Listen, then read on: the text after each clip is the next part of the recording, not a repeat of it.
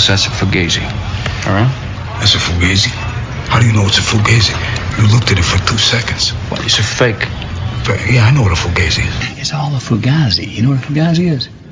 Fugazi, it's a fake. Yeah, Fugazi, it's a wazi, it's a woozy, it's a fairy dust. It doesn't.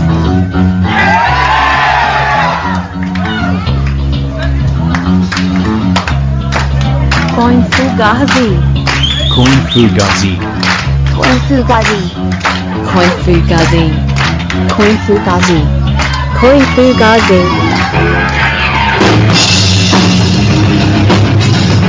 Welcome to the Coin Fugazi podcast. I'm your host, C. Edward Kelso, and this is a segment taken from a much more in-depth interview in Coin Fugazi podcast episode 1, which is published in its entirety as a standalone episode. But what you're listening to is a part of that much longer discussion. So if it sounds a little truncated or cut off at one point and you're like, wait, whoa, where did that come from? That's because it, again, is a part of that much longer, much more in-depth interview in episode 1. So if you want more of this discussion, more in-depth, or you want to see where it was, where it came in the context of another part of the conversation, check out Coin Fugazi episode 1 with Jonathan Toomim. Otherwise, enjoy.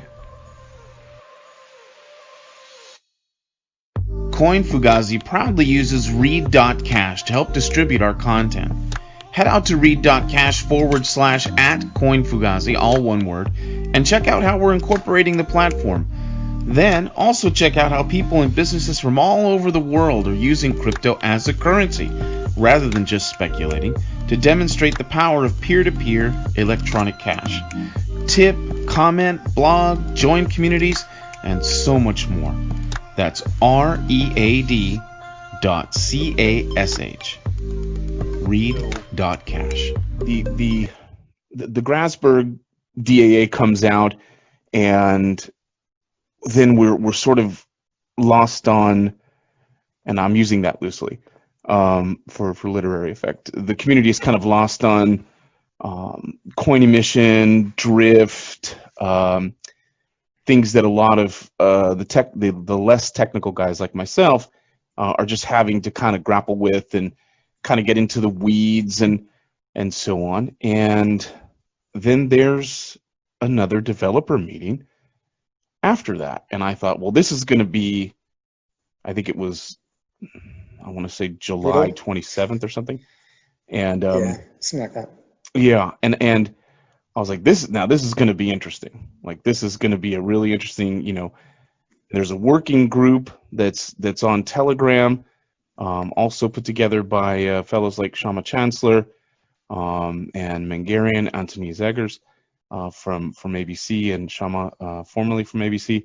So there's a lot of synergy going on, and now there are 2 proposals. And from the outside looking in, I think sort of the regular sort of casual tourist could be excused for, okay, well, there are 2 proposals, let the best one sort of win out, however that's determined, however the nerds and the geeks flesh that out.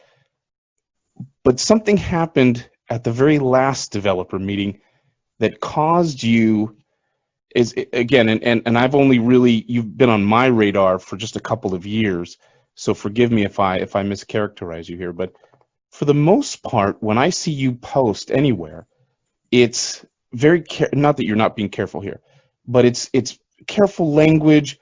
There's, you try to be generous and, hand off. Dispassionate, perhaps? Right. Okay. I'll just say it this way. It's kind of, your posts are cold and just the facts, ma'am. Here's what's going on. After that, so I'm going to let you kind of get in, because you were at that what effectively I think is the last DAA meeting. I could be wrong, but There's 3. Right. It was a series of 3. Right. You post Dark Secrets of the Grasberg DAA after that meeting, and something happened in that meeting that I think, unless you had this in your head that you were going to write this from the get-go, which in my my cinematic heart of hearts here. I want to say you didn't, but I have no proof of that. So I think something happened in that meeting that I heard that caused you to go, okay, that's it, guys.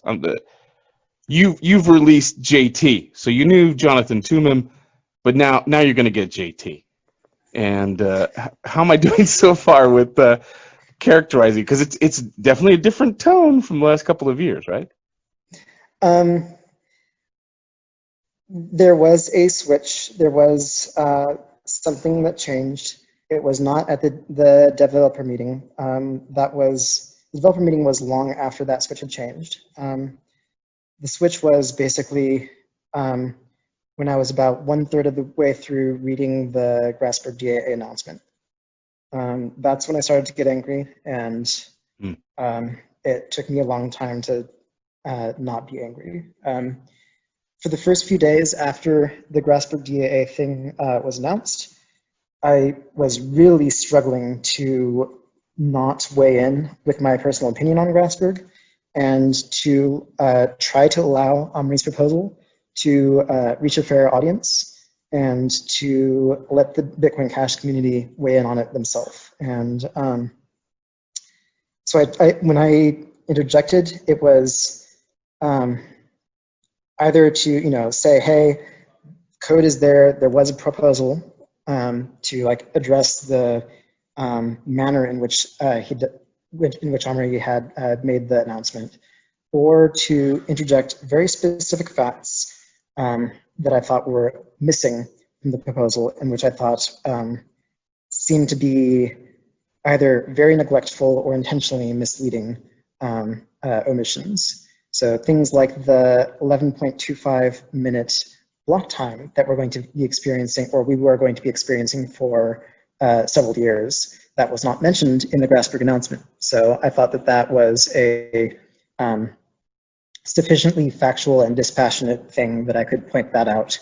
But other than that, I tried not to interject with any actual criticisms to the public. That said, I did find it to be acceptable to state my criticisms in the Telegram working group and to the developer meeting.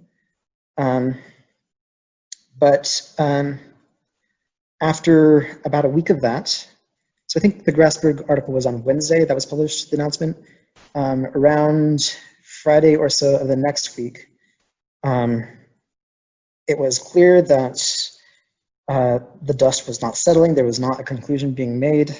There was continuous strife, and the neutrality that I had been trying to maintain, I'll admit unsuccessfully, I was not completely neutral, but the holding of myself back, at that point I decided that it was actually making a split more likely, not less likely. Mm-hmm. And so I decided to try to settle the matter. And Grasberg was presented, so if people are listening to Jonathan's language, which he chooses words very carefully, whereas I just kind of fling them around wherever I find them, he's hitting on words like collaborative and so on, and that has been a constant bromide against ABC for as long as I can remember. And so Grasberg was presented almost in a like fitting the stereotype of ABC. And I don't have the language in front of me, but we're moving forward with this. We are moving forward with the Grasberg DA. Bitcoin ABC is moving forward with the Grasberg DA. Right. Thank you. Yeah. Thanks so long, and thanks for the fish. And that's an interesting tactic to take. And I saw it, so without even reading it or understanding its technicals, I was like, that language was strategic. That was chosen on purpose. Yeah. Do you think so? It seemed like a snub. It seemed like an intentional snub. Or to try to trigger, right? And it also seemed like an attempt to set a shelling point. If you want to avoid a split, the way to do that is to side with the side that has the most power and the most decisiveness. My side was giving forth a proposal. His side was giving forth a conclusion. Therefore, if you want to maintain unity and prevent the currency's value from tanking, you should all side with the side that has unity. Mm-hmm. And the side that has unity also did solve the problem that we were setting out to solve. It does actually fix the oscillations, or at least most of them. So not only do you get oscillations, but you also get this side benefit of historical drift correction and future drift correction. So yeah, it seemed to be very much an attempt to spin the issue and to consolidate power, basically. So I have a nice rapport with Amaury Sachet of ABC, and I find him to just be a peach from a journalistic point of view. So I don't have to work with him on a protocol level or try to do business with him necessarily. So I find him to be very accessible. Anytime I want him on, he comes on. I need a quote, he's there, and he's willing to speak with me. So that is a long way to go to say I asked him about Grasberg, and I don't think he would mind me saying this. And I said, hey, he, at least to me, for whatever this is worth, he really thought Grasberg was better. And again, from my outside, I'm trying to handicap this and try to play it straight down the middle. I saw Grasberg as a really interesting game theory strategic choice. And I was like, he is on purpose, and I did not say this to him, he is on purpose trying to trigger these guys. Like, something's going on here. So your article, your I'll just call it Dark Secrets, comes out on read.cash, and after just a blistering deconstruction of Grasberg, you have this really interesting paragraph, which it's Jonathan Toomim trying to talk sense into JT, right? So here's the paragraph. I want to read it. Amaury Sachet has done good things for Bitcoin Cash in the past. In 2017, he and Free Trader created Bitcoin Cash, and Amaury has worked hard for 3 years to maintain Bitcoin Cash's most popular full node and to keep the code secured against attack. He helped us free ourselves from control of Blockstream after they transitioned Bitcoin's economy to a high fee constrained block size regimen and attempted to push Bitcoin's users towards Blockstream's own product, Liquid. For his help with that, we will always be grateful to Amaury. So that is like, other than there's another part of this where you say, hey, if they want to come back and help us or whatever, that's fine. But that's the lone concession. You are setting it like, hey, I don't want to just brigade this guy. This is he's valuable. Did you choose that strategically, or did it just come naturally in the course of your thinking? Both. So there's in classic rhetoric, there's a form for how essays are written. There's like the refutatio. There's the addressing of the other side of the issue. And like if I didn't say that, people would bring that up because it is a valid point and it's an important point. But it's also something that I think I actually do like Amaury a lot. I think that he's a brilliant guy and he's done a lot of amazing things for Bitcoin Cash. But unfortunately, for whatever reason, he doesn't work as a leader for Bitcoin Cash. So I think it's important to remember that, like, even if a person is a good person, they can be really bad at a certain role. And I wanted to make sure that when we think of Amaury, we don't think of him as an enemy. We just think of him as a friend who needed to be helped in the hardest way possible.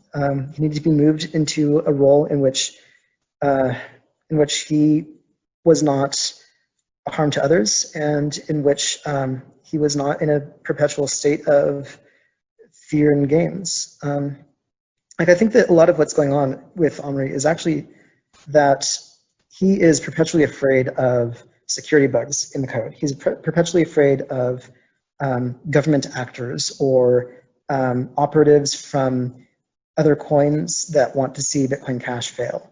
He's always afraid that somebody is going to attack or something is going to happen to destroy his creation. And so I think a lot of the behavior that he takes makes a lot of sense within that light.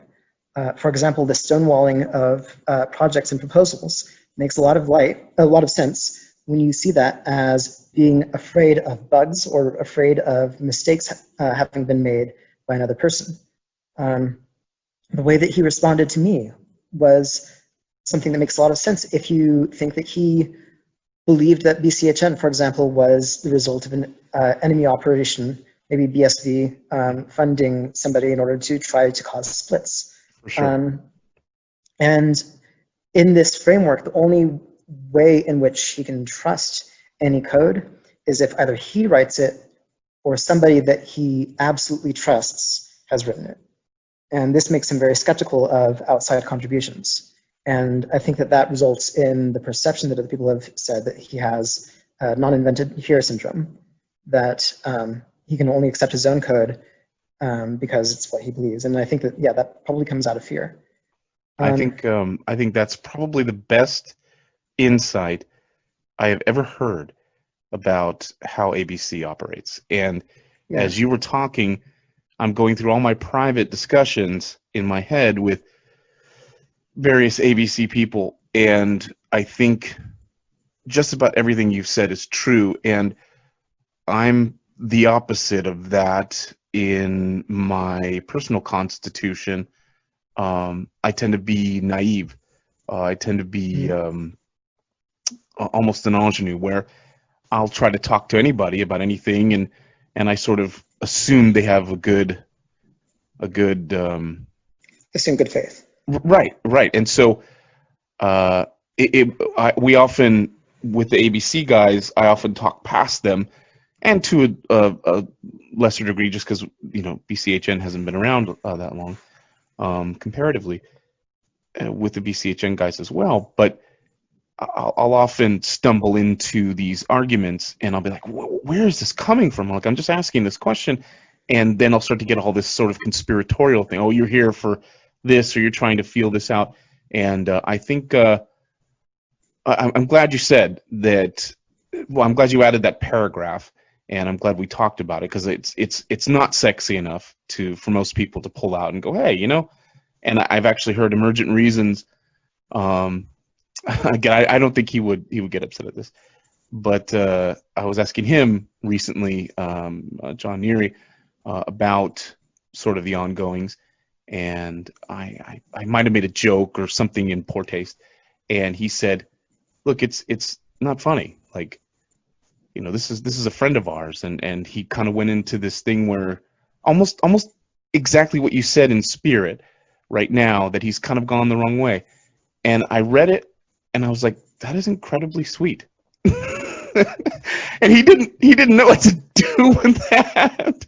I think he's so used to the online debate of you're a dick, you're a cuck, and all this other stuff, that we actually had a moment where I was like, hey, that's a really good way to frame that. And we talked a little bit about emotional intelligence, and he teased me about it. But yeah, that's a really interesting insight. So with all of that maturity that you've tried to enter into the discussion, I want to get into some of the darker parts here. So just to bring us back. Go ahead. I would like to continue on this a little bit more. Yeah, go. Because I think that the cryptocurrency community has often worked with adversarial thinking, and we've often needed to think about all of the attacks that can be done and to prevent those attacks. And there's a healthy amount of paranoia that is needed in order to do that kind of thinking well, and Domri has that. And so I think that's one of the things that has made him good.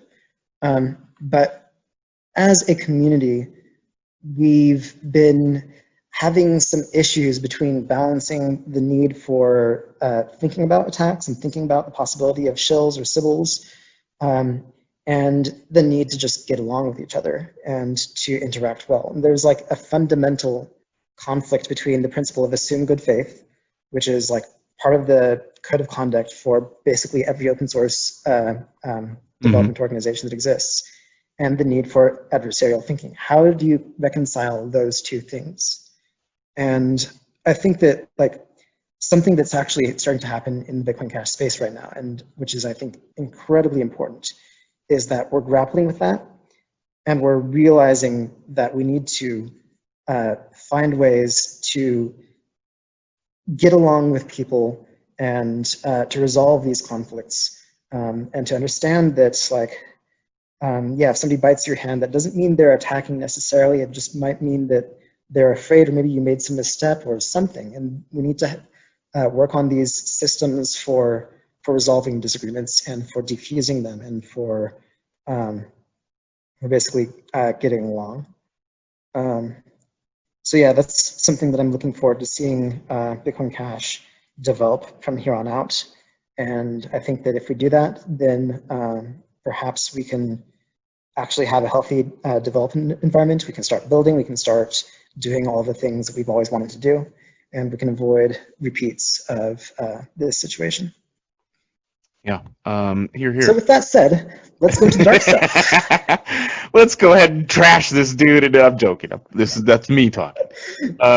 So what happens now? I think part 12 of Dark Secrets is, to my mind, what is going to be quoted, if it hasn't already been, from here into eternity. So you say there's no coming back from this for Bitcoin ABC as an organization. This is the end of life for Bitcoin ABC. Now, I've seen talk like that in one form or another in various Telegram groups. I've seen it in Reddit, just about everywhere. Amaury, you're fired, and we're going to fire Amaury, and we're going to fire ABC. This comes at the end of just an incredible essay that's super interesting, and I think even people who aren't particularly fond of you at the moment for whatever reason would say, yeah, that essay kind of it does what it's supposed to do. Yeah, if I said that as like point 1, people wouldn't believe it, but it's point 12. At point 12. Yeah. And you have a bunch of steps here. Basically you call on every business miner in the ecosystem to stop running ABC. People can read it for themselves, but revoke funding, make your claims public and clearly about ABC and Grasberg.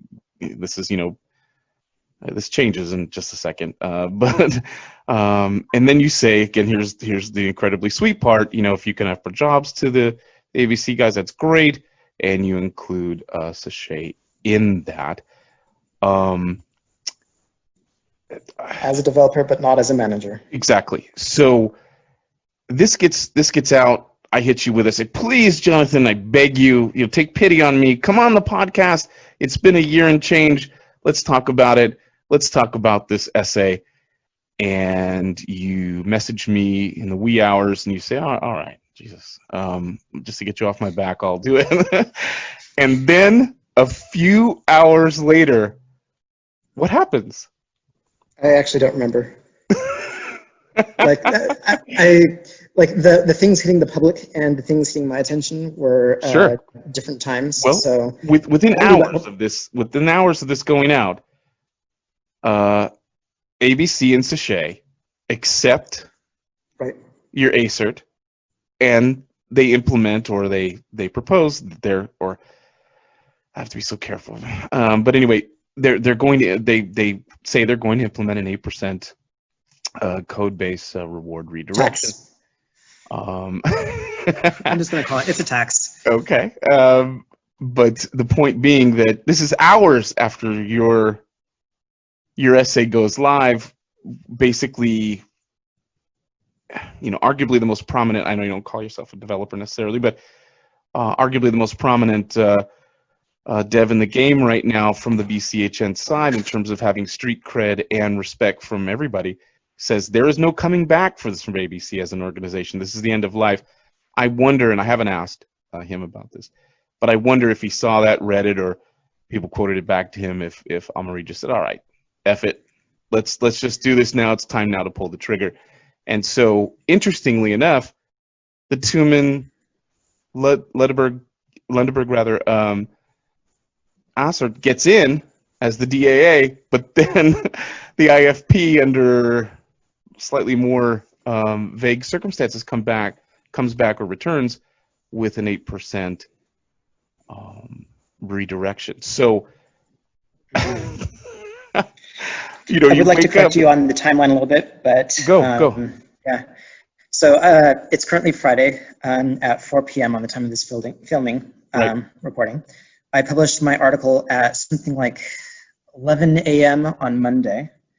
On Wednesday, I think, an announcement was made, signed by every lead dev of every full node implementation except for Bitcoin ABC, Right. saying that they are going forward with AS33, my proposal, and Mark's proposal, and Jacob's and Zowi's and whatever, my team's proposal, is getting adopted by every single full node and most wallets and most of the critical infrastructure of Bitcoin Cash. So basically that's a statement saying that it is ABC versus everybody else. And then the next day after that was the announcement. Okay, good. From Bitcoin ABC. Yeah, and so then diving into that. So they compromised by saying, okay, we'll go ahead with your S33 algorithm. And then they just revoked that compromise by saying, but we're still going to split. Like the IFP thing is a way for them to split. The specific requirement in their Coinbase rule is that every Coinbase, every block mined must include an 8% payout to an unspecified address, which we may guess might be Omri Sachets or Bitcoin ABCs or maybe some intermediate fund. But in any case, a fund that ABC decides and nobody else has any say in.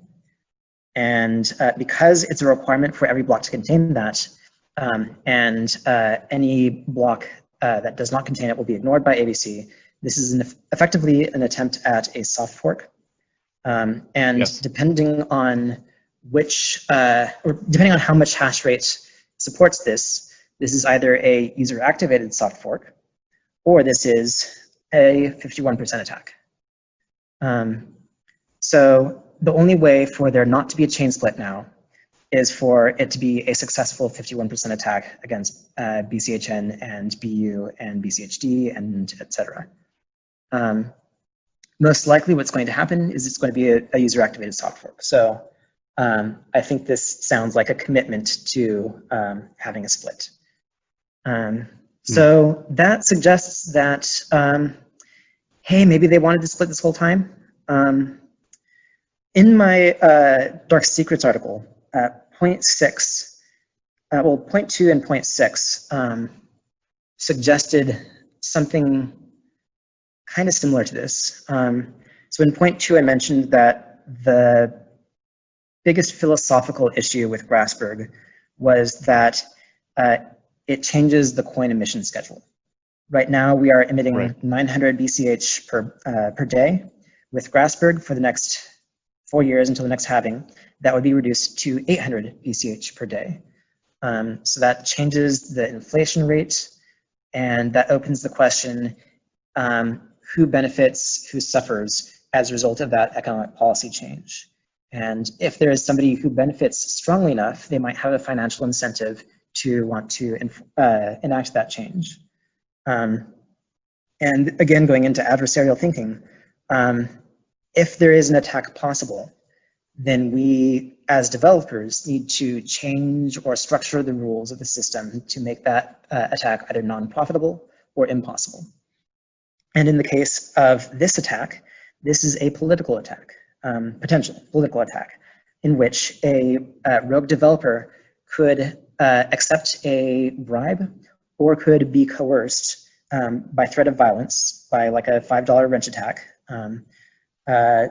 to add some code to the protocol that would benefit some mysterious shady actor.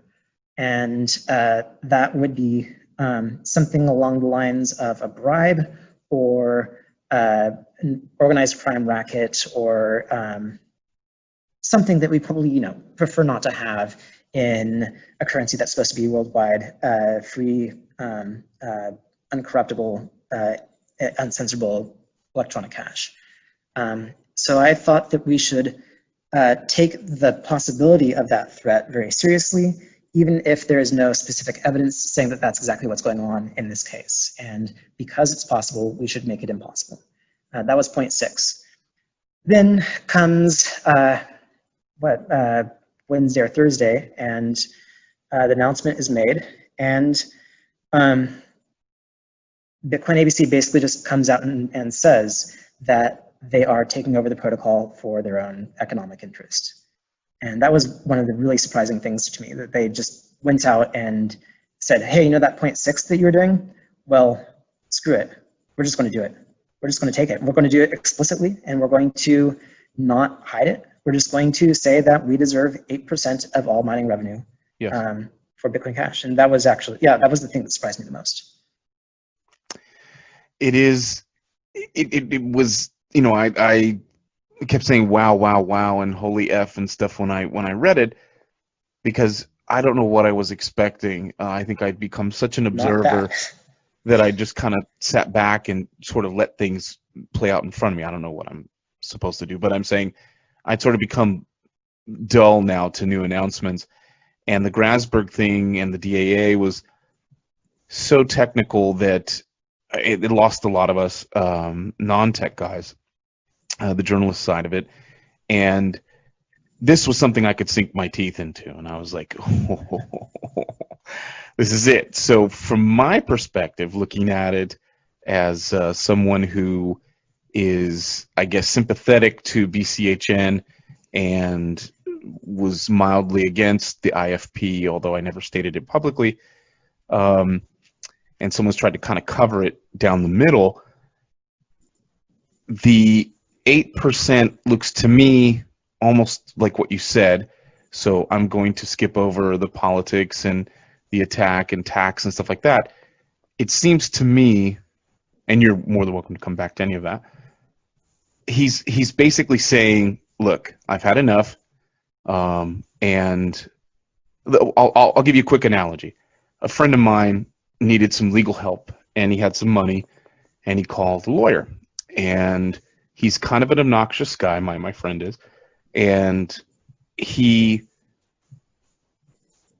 was quoted a price, thousands of dollars for his case. And he came back and he said, look, the lawyer said I had all these great points and all this other stuff, but this is way beyond what I was anticipating.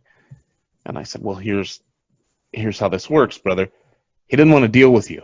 So he's going to deal with you, but it's going to cost you a premium to deal with you.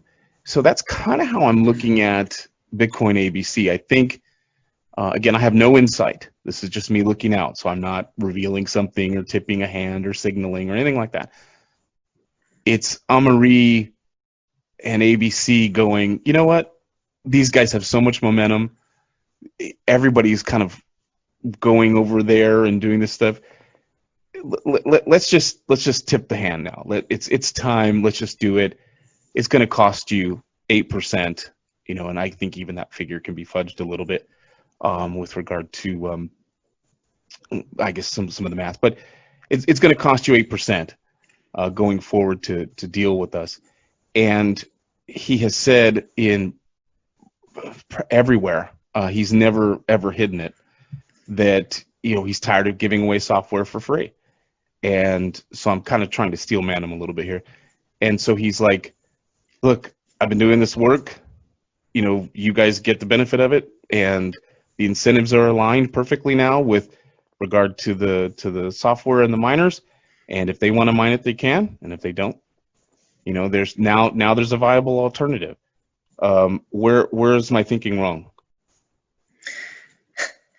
This is actually a really funny situation that we find ourselves in.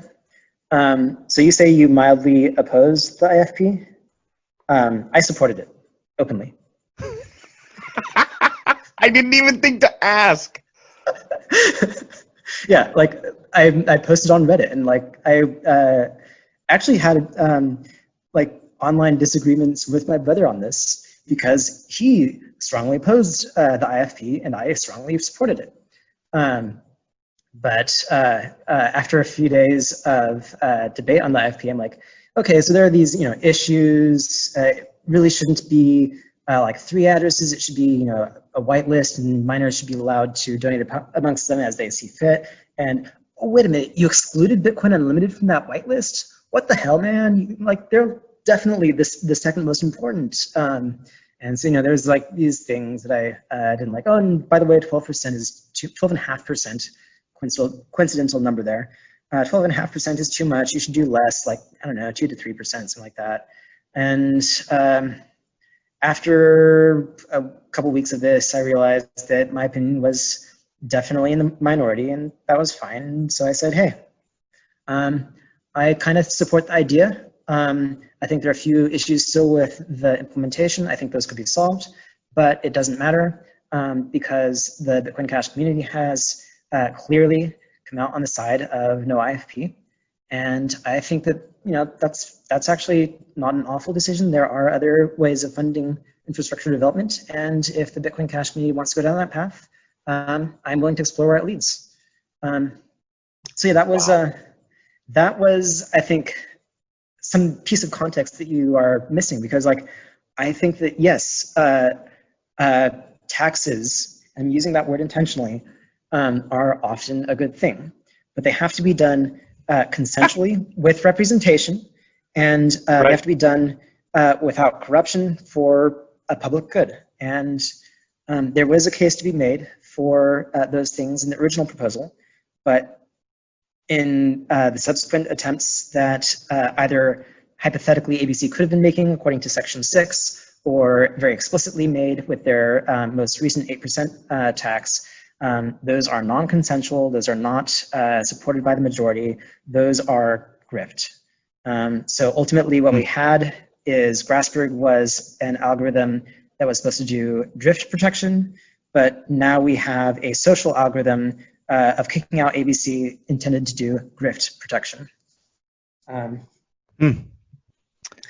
That is a twist I did not see coming. I really didn't, and I'm so glad you said it here.